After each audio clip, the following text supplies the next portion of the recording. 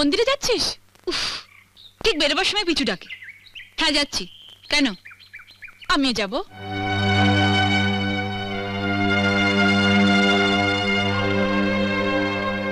এইভাবে যাবে? এই পোশাকে? লোকে ভাববে চৌধুরী বাড়ির বউ আর ঝি যাচ্ছে। মানে আমার এই শাড়িটার দাম 2000 টাকা, আর তুমি এরকম একটা সস্তার শাড়ি পরে মন্দিরে যাবে, তাও আবার আমার সাথে?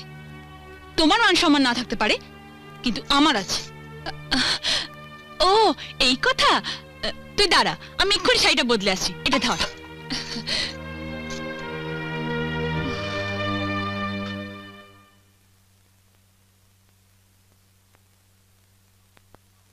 টিয়া আমি রেডি, ঠিক আছে? এ কি? এটা তো আমার শাড়ি। তুমি পরেছো, তোমার লজ্জা করছে না? খোলো। দামি শাড়ি পরার যখন অতই শখ, নিজের বরকে বলো না কিনে দিতে। সে মুরত তো নেই। ভিখারি কোথাকার। কি বলছিস তুই টিয়া? তুই আমি তুই যা, আমরা বোনের মতো। তোর শাড়ি আমি পরবো, আমার শাড়ি তুই পরবি, এটাই তো স্বাভাবিক। থাক দিদি, অনেক হয়েছে।